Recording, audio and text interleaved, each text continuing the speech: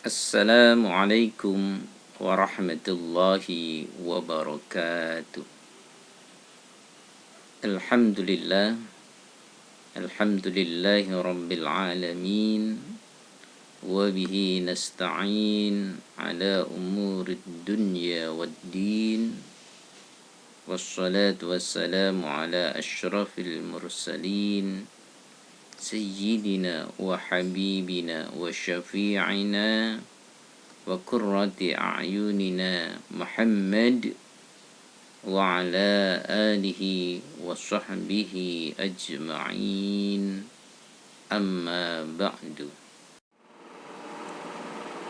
Pembahasan kita pada saat ini itu berkaitan dengan hidup sehat dengan makanan halal dan bergizi. Kita memahami bahwa makanan-makanan yang kita konsumsi, yang kita makan setiap hari, yaitu harus halal dan bergizi. Dan itu tentunya disyariatkan di dalam agama kita. Halalnya makanan ada 3.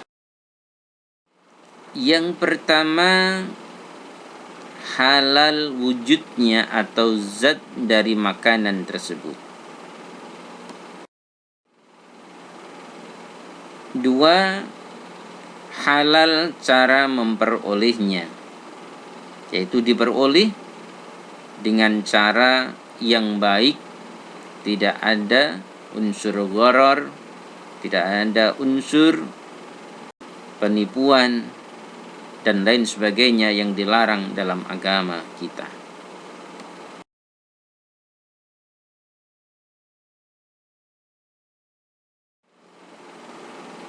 Dan yang ketiga, yaitu halal cara pengolahannya. Kalau ini semuanya sudah kita dapatkan, sudah kita lakukan, maka kehalalan dari makanan-makanan dan minuman yang kita konsumsi akan menjadikan tubuh kita sehat walafiat.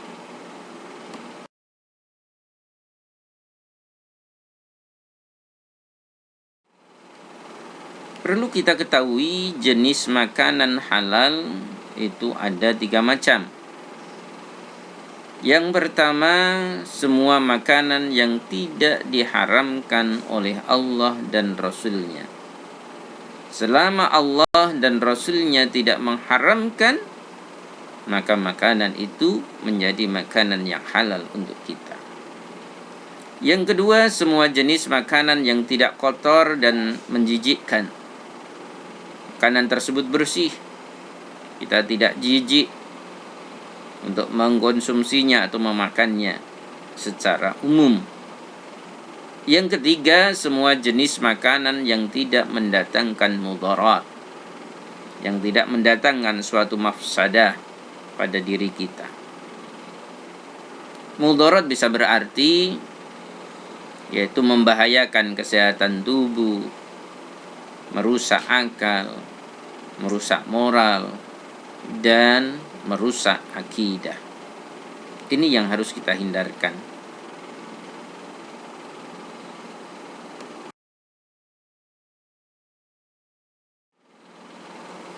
Setelah kita menerima perintah yang pertama dari surah An-Nahl ayat 114, yaitu berkaitan dengan makanan,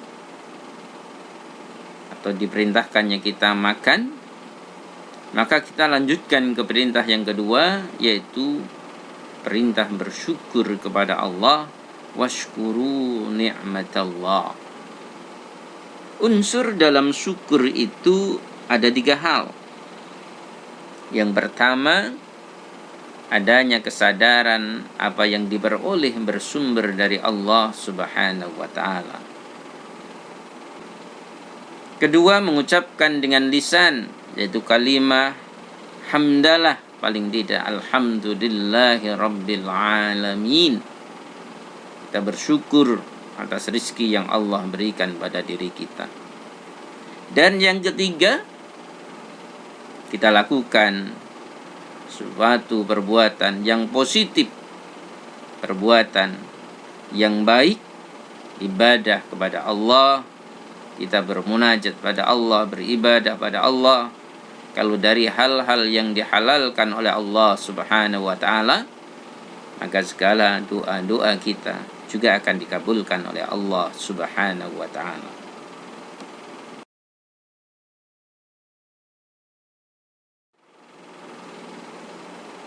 Selanjutnya yaitu manfaat makanan yang halal dan baik itu apa saja di antaranya. Yang pertama, membawa ketenangan hidup kita. Kita tidak was-was karena sudah jelas halal makanan yang kita makan.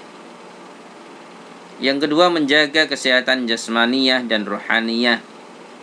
Di saat kita menjaga makanan kita, maka jasmaniyah kita akan sehat, begitu pula dengan rohaniyah kita. Tidak malas beribadah. Yang ketiga, mendapat pertolongan dari Allah Subhanahu wa ta'ala, karena pertolongan Allah hanya diberikan dari seseorang yang melakukan kebaikan-kebaikan dalam kehidupannya.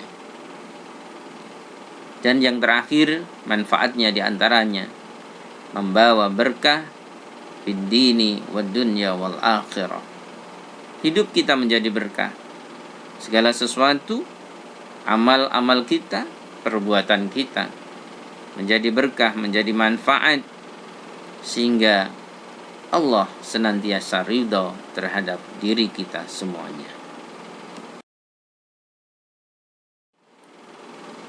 Di akhir pertemuan ini, saya akan sampaikan satu hadis Rasulullah Sallallahu Alaihi Wasallam dari Abu Hurairah. Dia berkata, Rasulullah Sallallahu Alaihi Wasallam bersabda, sesungguhnya Allah itu baik dan tidak menerima sesuatu kecuali yang baik. Dan sesungguhnya Allah telah memerintahkan kepada orang-orang mukmin seperti apa yang telah diperintahkan kepada para rasulnya. Maka Allah berfirman, wahai para rasul, makanlah dari segala sesuatu yang baik dan beramalah dengan amalan yang salih. Quran Surah Al-Mu'minun ayat 51. Dan Allah telah berfirman, wahai orang-orang yang beriman, makanlah dari apa-apa yang baik dari yang telah kami rezekikan kepada kalian. Quran Surah Al-Baqarah ayat 172.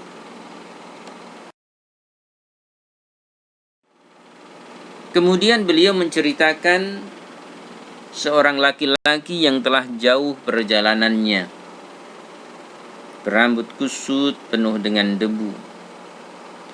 Dia menengadahkan kedua tangannya ke langit seraya berkata, wahai Rabbku, wahai Rabbku. Sedang makanannya haram, pakaiannya haram, dan dikenyangkan dengan barang yang haram. Maka bagaimana mungkin akan dikabulkan doanya itu? Hadis riwayat Muslim seperti yang ada dalam kitab Arba'in Nawawiyah. Itulah sebuah hadis yang menjelaskan pada diri kita bahwa makanan kita harus halal.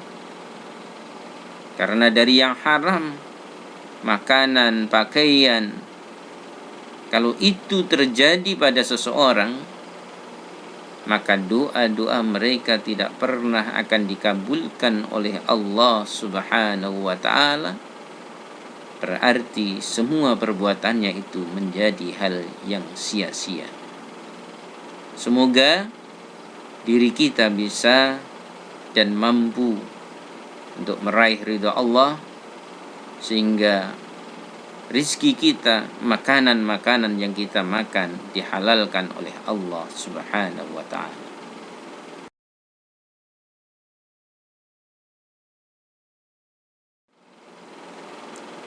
Sebagai penutup, saya sampaikan bahaya makanan yang haram. Pertama,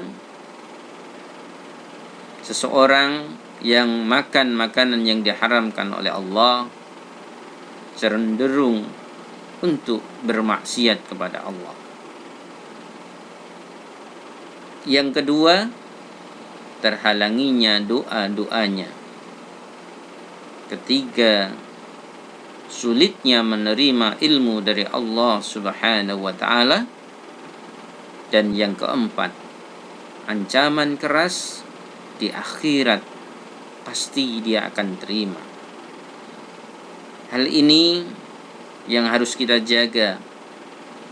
Jangan sampai diri kita terjerumus, diri kita memakan atau bahkan mengumpulkan harta benda di dalam rumah-rumah kita, yaitu dari yang diharamkan oleh Allah Subhanahu wa ta'ala. Maka sungguh berat ancaman bagi mereka yang memakan dari harta yang diharamkan oleh Allah Subhanahu wa ta'ala. Sedikit pun kita tidak boleh memakannya. Sedikit pun kita tidak boleh mengonsumsinya. Maka berhati-hatilah di saat kita mencari rizki, dan mudah-mudahan kita dibimbing oleh Allah Subhanahu wa ta'ala untuk senantiasa mendapatkan rizki yang halalan thayyiban, sehingga Allah ridha terhadap diri kita, keluarga kita, anak keturunan kita menjadi orang-orang yang salih dan salihah.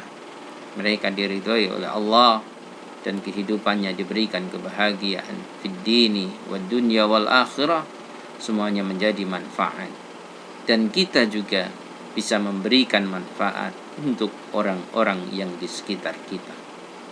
Terima kasih. Kami akhiri. Wallahul muwaffiq ila aqwamit thoriq. Assalamualaikum warahmatullahi wabarakatuh.